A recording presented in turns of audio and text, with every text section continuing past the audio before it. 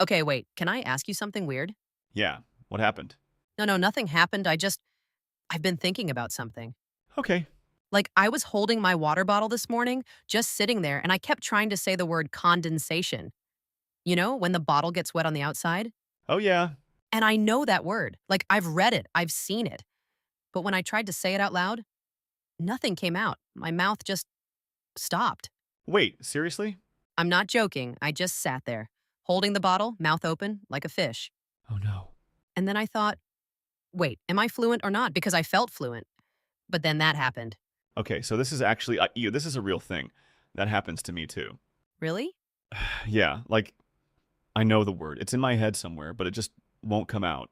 Yes, it's like your mouth didn't get the memo. Exactly. Like the brain sent it, but the mouth said, nah, I'm busy. Okay, so this is what I want to talk about today. Because I feel like fluency is not what people think it is. Yeah, Like, people think fluency means you never pause, you never make mistakes. Every sentence is perfect. right? Like a robot Yes, like a very polite, very boring robot. with no feelings. Exactly, no feelings, just perfect grammar. But that's not real. No, that's not real. Even native speakers pause. Even native speakers say and wait, what was I saying? I feel like when I watch native speakers talk, I notice that. They're not perfect. They really aren't. But somehow when we do it, we feel embarrassed. Oh my God, yes. Why is that? I don't know. Maybe because we hold ourselves to a different standard, I think that's exactly it. Like, we expect ourselves to be better than native speakers. which makes no sense. It makes zero sense, but we do it. We really do. Okay, but wait. So what is fluency then?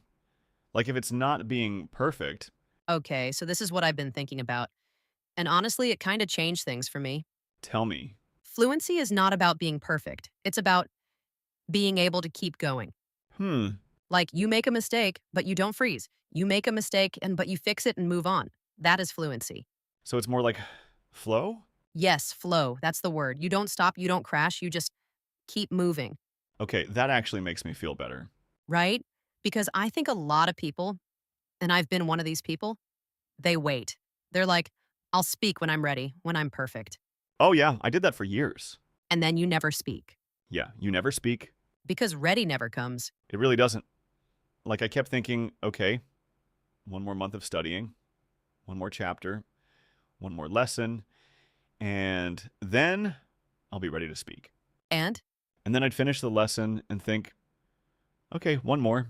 it's a trap. It's a total trap. It's like saying, I'll learn to swim after I stop being afraid of water. That's actually a really good way to put it. Thank you. I thought of it in the shower. Your best ideas are shower ideas. Always. Okay, so when did you realize this? Like, when did it click for you? Honestly, it was embarrassing. Tell me. So I was at a coffee shop, and the person behind the counter asked me something simple, like super simple. Do you want that hot or cold? Okay. And I just blanked, like the sentence left my brain. Oh no. And I said, and I will never forget this. And I said, yes. Yes to what? Exactly. Yes to what? She looked at me like I had three heads. Oh, Sarah. I know. And I was so embarrassed. I wanted to disappear. I literally thought about just walking out. Please tell me you stayed. I stayed. I said, oh, sorry, hot, please. And that was it. It was over in 2 seconds. That's it? That's it, 2 seconds. But in my head, it felt like 10 years. I know that feeling. Everything slows down. Everything slows down. You hear your own heartbeat. You can feel your face turning red. And then it's done. And then it's done. And nobody cared. Yeah, people don't care as much as we think. They really don't. They're thinking about their own coffee. They're not sitting there going, oh, wow, that person paused for 2 seconds. How embarrassing. No, they forgot about you before you even left the counter, Which is somehow both depressing and really freeing. right? Like, you're not that important. We're not that important. Nobody's watching. Nobody's watching. And that's actually great news. Okay, so I want to talk about something because I think this is the real problem. Like, the deeper thing, Okay. overthinking. Oh, yeah.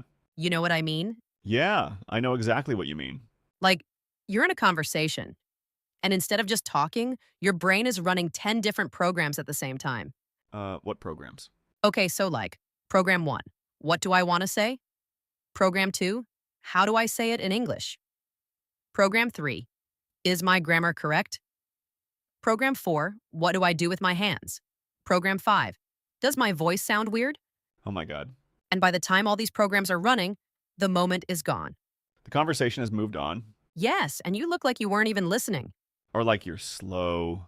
But you're not slow, you're just running too many programs. That's such a good way to say it. Your brain is like an old computer, Yes, like an old laptop with 17 tabs open. and one of them is a video playing. And one is some website you opened in 2019 that you forgot about. And the fan is just going, whir! That's your brain when you're trying to speak English. Just whir. Okay, but how do you fix it? Like, how do you close the tabs? Okay, so this is the thing, and I know it sounds weird. Tell me. You have to care less. That's it? That's kind of it. You have to care less about being perfect. Hmm.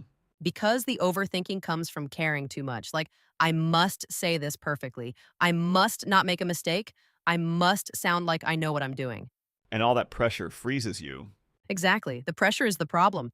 So caring less is not giving up. It's just relaxing. Yes, it's not I don't care about English. It's I care about communicating, not about being perfect. That's a big difference. Huge difference. Because communication and perfection are not the same thing. They're really not. You can communicate perfectly with imperfect language. Wait, say that again. You can communicate perfectly with imperfect language, I like that. right? Like the goal is, did the other person understand you? Did you understand them? Did something happen? Did information move from you to them? Did the coffee arrive? Did the coffee arrive? Yes, if the coffee arrived, you communicated successfully. The coffee is the measurement of fluency. The coffee is the measurement. I'm putting that on a poster. Okay, so I want to share something because I feel like this is going somewhere real. Yeah. I had this teacher once, and I remember she said something that kind of stuck with me. What did she say? She said, the moment you stop translating in your head is the moment you start speaking, Oh, wow. right? That's okay. That's big. Because when you're translating, you're thinking in your language and then converting it to English, which takes time. And it sounds unnatural. Yeah, because the structures are different, the rhythm is different. So, what you're supposed to do is think in English, Think in English, like your first thought is already in English. which sounds impossible when you start. It sounds completely impossible. But it happens. Like at some point, it just switches. Yeah, and you don't even notice when it happens. That's the weird thing. It's not like one day you wake up and go, oh, I'm thinking in English now. Like a light bulb moment. It's more like gradually. And then you realize, oh, I've been thinking in English for a while now. And that's when it gets easier. So much easier because you cut out that whole translation step. It's like removing the middleman. Yes, the middleman is your first language. And when you remove him, everything flows faster. He was slowing down the whole operation. He was just sitting there charging a fee, slowing things down. Firing him was the best decision. Best business decision ever. Can I ask you something honest? Yeah, Have you ever felt stupid? Like because of your English? yeah, I have. Tell me. It's like, in my head, I'm smart. Like, I have ideas, I have things to say, complex things. Right. But when I speak English, especially when I'm nervous, it comes out so simple, so basic. Like you're suddenly 5 years old. Exactly. And people look at you and they think, oh, he doesn't know much. But no, I know a lot. I just can't express it right now. God, yes, that feeling. It's frustrating. It's really frustrating because your intelligence is stuck behind a language barrier. Yeah. Like there's a wall and I'm banging on it going, I have things to say. I know. And on the outside, all they see is, yes. And that's not who you are at all. No, but it can feel that way. I think this is something a lot of people feel and nobody talks about, Because it's embarrassing to admit. but it's so real. Yeah. And I think part of healing from it, and I do think it's a kind of healing, Yeah? is just knowing that your intelligence is not your grammar. They are two completely separate things. Logically, I know that. But emotionally, it doesn't always feel that way. No. Emotionally, you feel like you're being judged. And sometimes you are. Yeah, sometimes people do judge. I won't pretend they don't. Some people hear an accent and they already made up their mind. And that's on them. That says nothing about you. I know, but it still stings. Of course it stings. It's supposed to sting. You're human. Yeah. But you can't let those people be the reason you don't speak. Right. Because most people are not like that. Most people just want to talk. Most people are just trying to get through their day. And they don't care about your accent. They care about you. I think I needed to hear that. I think we both did, honestly. Okay, I want to talk about something that I think is like a specific thing that messes people up. What is it? The I'll speak when I'm ready thing, but more specific. Okay. Like people think they need to understand 100% of what they hear before they can speak. Oh, yes. Like, I can't have a conversation until I understand every word, Which is impossible. which is completely impossible. Even native speakers don't understand every word. I ask native speakers what words mean all the time. Really? All the time. Like words exist that I have never heard and probably never will hear in my daily life. And that's fine. That's totally fine. You don't need every word. You need enough words. Enough is the magic number. Enough to communicate, enough to express what you feel. And you reach enough faster than you think. Way faster. Like researchers say, I think it was something like 2,000 words covers something like 90% of everyday conversation. 2,000 words. 2,000, that's it. That's not that many. It's really not. Think about it. You probably already know 2,000 words. I think I do. You definitely do. So what's stopping me? That's the question, right? Yeah, that is the question. And I think the answer is confidence, or lack of it. It always comes back to that. It really does. Confidence is like the final boss. The final boss. You level up all your grammar, all your vocabulary, all your listening skills. And then at the end, there's confidence standing there like, You didn't think it would be that easy, did you? exactly. You thought it was over. So how do you beat the final boss? You fight him badly at first. Meaning, Meaning you speak. Even when you're not ready, even when you'll say it wrong, you speak anyway. and you lose a few times. You lose a lot of times. You say the wrong thing. You use the wrong word. You pause too long, and none of it kills you. None of it actually kills you. And every time you survive, you get a little bit stronger. Like a video game? Exactly like a video game. You level up. That's actually a good way to think about it. Instead of thinking I failed, think I leveled up. Every mistake is XP. Every mistake is experience points. You can't level up without them. I'm writing that down. Good.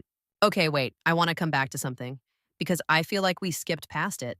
What? Accents, because I know a lot of people are scared of their accent. Oh, yeah. Like they feel like their accent is a problem, like it's something that needs to be fixed. I felt that. Have you? Yeah, like I'd hear myself on a recording and think, oh, that doesn't sound right. And you wanted to sound more American, British? Yeah, like a real English speaker. But what is a real English speaker? I don't know. Right? Because English is spoken in Nigeria, India, the Philippines, Australia, Scotland, Jamaica, all with completely different accents. And they're all real. True. So whose accent is the real one? I guess none of them. All of them. Exactly. There's no one real accent. I never thought of it that way. And more than that, your accent is part of you. It tells a story. Huh. Like your accent says, I grew up here. I learned this language on top of another language. I put in the work. That's actually kind of beautiful. It is beautiful. It's not a flaw, it's a feature. A feature, not a bug. Yes, your accent is not a bug, it's a feature. I like that. I really like that. And the goal is never to lose your accent. The goal is to be understood. Be clear, not perfect. Be clear, not perfect. Yes, that's it. Clear, not perfect. And clarity comes from practice, from speaking slowly when you need to, from not rushing. People always say speak slower. And it always works. It really does. Like when I slow down, everything gets clearer. Because you give your brain time, and you give the listener time. Everyone wins. Everyone wins. Slow is smooth, smooth is fast. Where's that from? I think it's a military thing, but it applies to language too. Slow is smooth, smooth is fast. Yeah, that makes sense. Can I talk about something that I don't think gets enough attention? Please. Listening. Oh, yes. Like, everyone talks about speaking. Improve your speaking. Practice speaking. Don't be afraid to speak. Right. But nobody talks about how important listening is. Because it feels passive, Right? It feels like you're not doing anything. You're just sitting there. but you're doing so much. You're doing so much. You're picking up rhythm. You're picking up words. You're hearing how people actually talk. And real English sounds so different from textbook English. Completely different. Like textbooks say, I am going to the store. Real people say, I'm going to go to the store real quick. Or I'm gonna pop out for a sec. Exactly. And if you only learned from textbooks, that sentence makes no sense. What is Imma? It's I am going to reduced to two sounds. 2 sounds, the whole thing. That's how fast language moves. And that's why listening to real English is so important. Not just learning material, real stuff. Movies, podcasts, conversations, YouTube videos, The messy stuff. the messy, unscripted, imperfect, real stuff. Where people interrupt each other And laugh at things that don't make sense in the transcript. and make inside jokes. And trail off in the middle of a sentence because the other person already gets it. That's real language. That's what fluency actually looks like. Not textbooks. Not textbooks, not formal paragraphs, just two people talking, connecting. You know what I think is the craziest myth about fluency? What? That it's a destination. Oh, Like, I'll be fluent one day. Like it's a place you arrive at. like a city on a map. Yes, like I'm currently in Grammar Town, but one day I'll reach Fluency City. And it'll have a sign and everything. Welcome to Fluency City. Population, perfect people. Oh no. But Fluency isn't a city. It's not a destination. It's a way of traveling. Say more. Like, you're always in the process. Even native speakers are always learning, always encountering words they don't know. My English-speaking friends still look up words sometimes, Exactly. Language never stops. There's no finish line. which is kind of comforting, actually. Isn't it? Because it means you can never fail to arrive. You're always arriving, You're always arriving, every conversation, every word you say, every messy, imperfect moment, every awkward pause, every and every time you blank on a word and have to describe it instead. the thing you use to, you know, the flat thing for flipping food. A spatula. A spatula. See, we communicated. We did, perfectly, with imperfect language. I love that. Can I say something that might sound weird?